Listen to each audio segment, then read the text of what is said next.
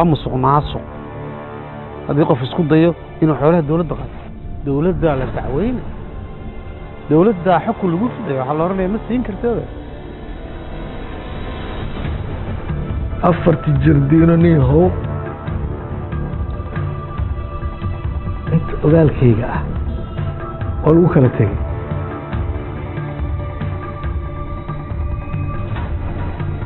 كي قاتو بعدنا كوي إمامي مركز الكهرباء أنا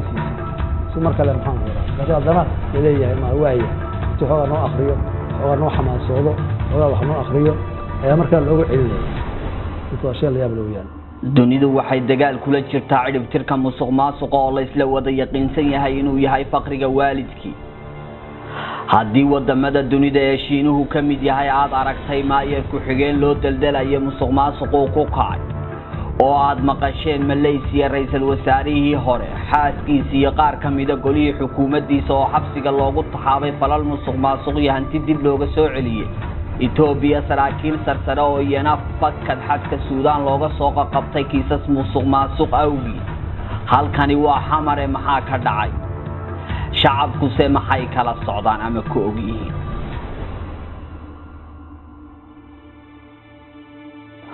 waxaa noo muuqatay kala duwanaanshaha qaababka musuqa iyo boobka hantida ummadeed ee siyaasiyiinta Soomaaliya ay ku kaceen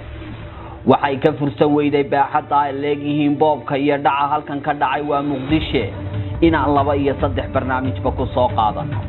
qalinka ummadda iyo ka baayac mushtaraynta siyaasadda haddii aynu barnaamijkeennii hore ku soo qaadanay markana bal hantidii ma guurtada ahayd ee dawladda dhulkii danta guud iyo goobihii ka caaganaa u adeegsiga waxaan dad shacab ahayn sidee laga yeelay jardiinooyinkii iyo boostooyinkii caasimaddu halkay ka bixeen kaalmihii shidaalka ee dawladdu lahayd halkay ku dambeeyeen dhulkii xeebtii hore loogu yiqiin dimaaya mirita waaliid ee meedayana dawladda maxay ugu jilaneed maanta se maxay tahay yaa mulkiilayaalka liisaska magacyada qof iyo qoysasba baadigooba idinku daawan doontaa dhulkii baaxadda lahaa ee caymiska ee control gooy isagana halkaad ku oge dhulkii xayndaabka madaarka Muqdisho wadadii jayga ee danyartii deganeed looga raray ammaanka madaarka dartiis maanta muxuu yahay yaa qaatay qaybsaday oo iska leh waa tan ee dugsigii farsamada ee loo yiqiinay Boolaniiko yaa sahayday baadigoob wuxuu idin hayaa cadaymo mugle iyo maragyadoodii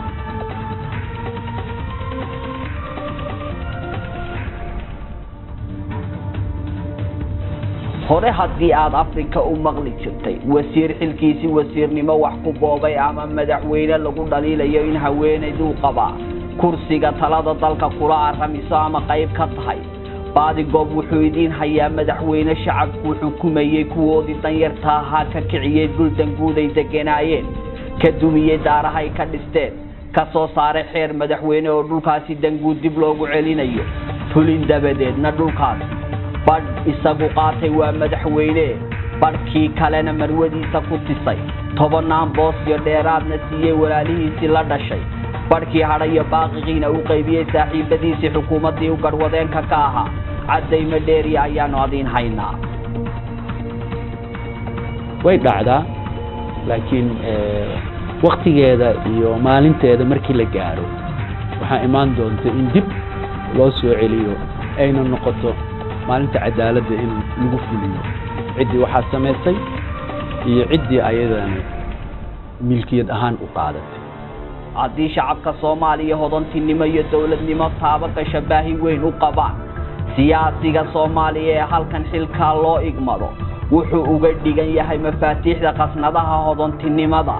mar kale maalqabeeno horle iyo tijaarta siyaasaddu macaashiisay ayay idinku daawan doontaan baadigoob